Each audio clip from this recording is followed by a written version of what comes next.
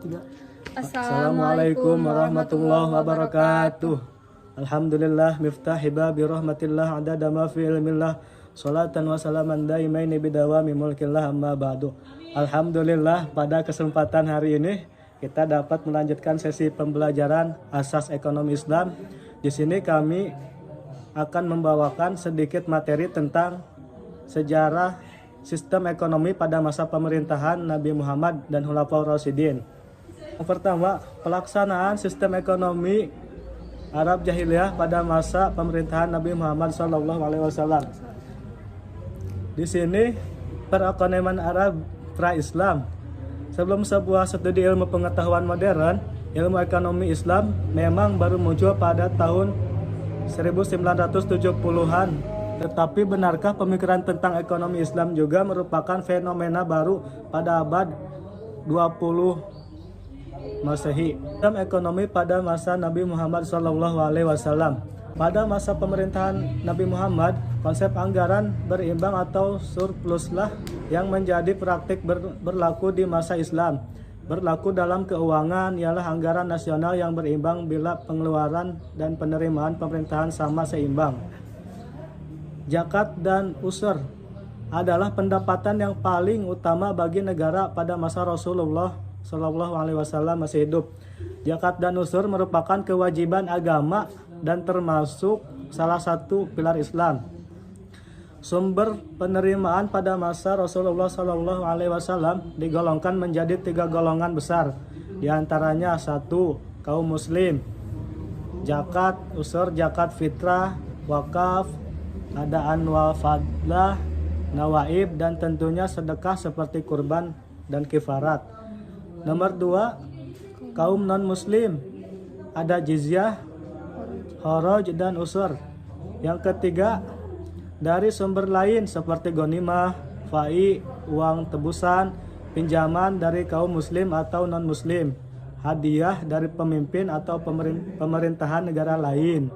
Karenanya Rasulullah SAW segera meletakkan dasar-dasar kehidupan bermasyarakat. Yang pertama, membangun masjid sebagai Islamic Center. Yang kedua, menjalin ukhuwah Islamiyah antara kaum muhajirin dan kaum ansar. Yang ketiga, menjalin kedamaian dalam negara. Yang keempat, membangun pasar Madinah. Yang kelima, mengeluarkan hak dan kewajiban bagi negara warga negaranya. Membuat konstitusi negara, menyusun sistem pertahanan negara. Yang terakhir, meletakkan dasar-dasar keuangan. Kebijakan fiskal khusus. Pengeluaran negara khususnya pada masa Rasulullah dilakukan dengan beberapa cara yang merupakan implementasi kebijakan fiskal Rasulullah, seperti meminta bantuan dari kaum muslim untuk kebutuhan pasukan Ghazwa dan Syariah, meminjam peralatan dari non-muslim dengan jaminan pengembalian dengan ganti rugi tanpa membayar sewa atau penggunaannya.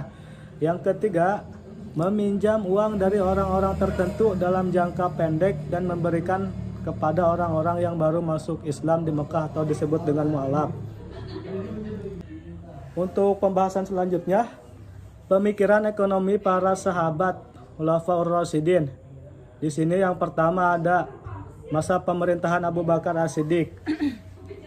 Dalam pemerintahan Abu Bakar ada ciri-ciri ekonominya, di antara lain menerapkan praktek akad-akad perdagangan yang sesuai dengan prinsip syariah, menegakkan hukum dengan memerangi mereka yang mau membayar zakat, tidak menjadikan ahli badar sebagai pejabat negara dan tidak mengistimewakan ahli badar dalam pembagian kekayaan negara, mengolah barang tambang atau disebut juga dengan rikaz yang terdiri dari emas, perak, perunggu, besi, dan baja sehingga menjadi sumber pendapatan negara.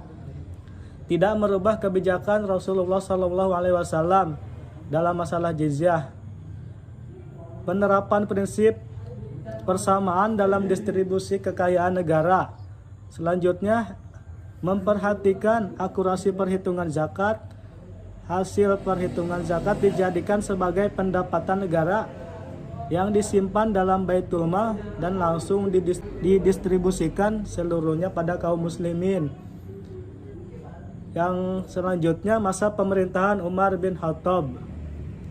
Ada beberapa hal yang dilakukan Umar bin Khattab dalam pengembangan perekonomian umat Islam. Di antaranya banyak melakukan ekspansi hingga wilayah Islam meliputi Jazirah Arab, sebagian wilayah kekuasaan Romawi, Syria, Palestina, dan Mesir. Administrasi pemerintahan diatur menjadi 8 wilayah provinsi, di antaranya Mekah, Madinah, Syria, Jazirah, Basrah, Kufah, Palestina, dan Mesir. Kebijakan pada masa ini di antaranya ada pendirian lembaga Baitul Mal. Pada masa Umar bin Khattab, income disebut juga pemasukan negara ke Baitul Mal cukup banyak, yang terdiri dari income periodik dan income non periodik.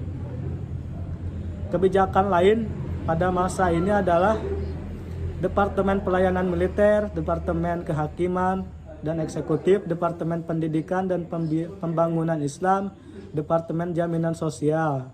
Adapun masa pemerintahan Utsman bin Affan akan dijelaskan oleh saudari Tiara. Masa pemerintahan Utsman bin Affan pada 47 sebelum Hijriah sampai 35 Hijriah atau sama dengan 577 Masehi sampai 656 Masehi. Khalifah Utsman bin Affan berhasil melakukan ekspansi ke wilayahan Armenia, Tunisia, Cyprus, Rhodes dan bagian tersisa dari Persia. Transosania dan Tabristan. Khalifah Utsman bin Affan melakukan penataan baru dengan mengikuti kebijakan Umar bin Khattab, pembangunan jalan-jalan, pembentukan organisasi kepolisian secara permanen, dan pembentukan armada laut. Khalifah Utsman bin Affan tidak mengambil upah dari kantornya, bahkan ia menyimpan uangnya di bendahara negara, sehingga terjadi kesalahpahaman dengan Abdullah bin Irqam, bendahara Baitul Mal yang juga menolak menerima upah, mempertahankan sistem pemberian bantuan dan santunan, serta memberikan sejumlah uang kepada masyarakat yang berbeda-beda.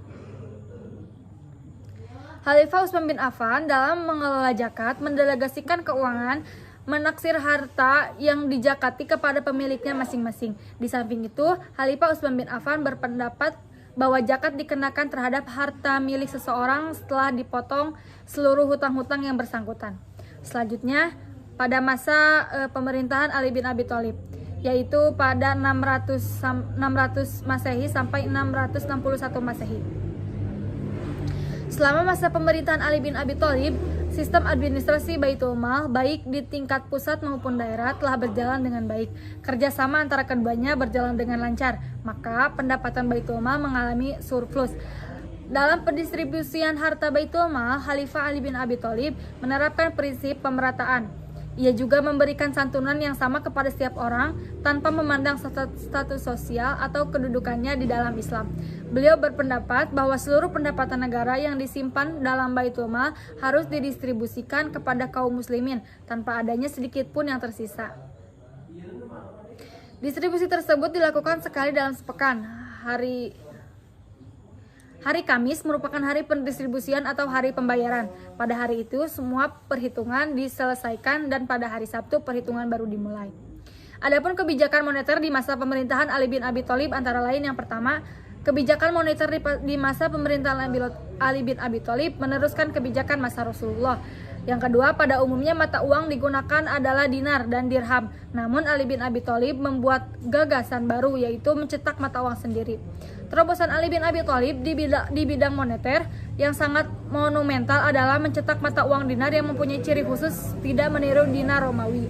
Selanjutnya dalam bidang fiskal, khususnya dari segi pemasukan kas negara, Khalifah Ali bin Abi Thalib menetapkan pajak pemilikan hutan sebesar 4.000 dirham dan mengizinkan Ibnu Abbas, gubernur Kufah, memungut zakat terhadap sayuran segar yang akan digunakan sebagai bumbu masakan. Kesimpulannya, jika kita relevansikan antara pemikiran Nabi Muhammad dan para sahabat atau dikenal dengan istilah Khulafaur Rasyidin, maka dapat kita rasakan bahwa sebagian pedoman yang dilakukan Rasulullah telah menjadi pedoman oleh sebagian masyarakat yang masih belum terpengaruh terhadap perekonomian global orang-orang barat. Di Indonesia, perkembangan pembelajaran dan pelaksanaan ekonomi Islam juga telah mengalami kemajuan yang pesat. Undang-undang yang mendukung tentang sistem ekonomi antara lain Undang-Undang Nomor 7 Tahun 1992 tentang perbankan sebagaimana yang telah diubah dalam Undang-Undang Nomor 10 Tahun 1998 dan Undang-Undang Nomor 23 Tahun 1999 tentang Bank Indonesia yang termasuk bank syariah di dalamnya. Oleh karena itu, sebagian generasi penerus bangsa kita tetap harus berpegang teguh terhadap kesyariahan yang telah menjadi pedoman Nabi Muhammad SAW yang berprinsip kepada Al-Quran dan As-Sunnah. Mungkin cukup sekian dari kelompok kami. Apabila ada kesalahan atau kekurangan, mohon dimaafkan karena kami masih dalam tahap pembelajaran. Sebelumnya, wassalamualaikum warahmatullahi wabarakatuh.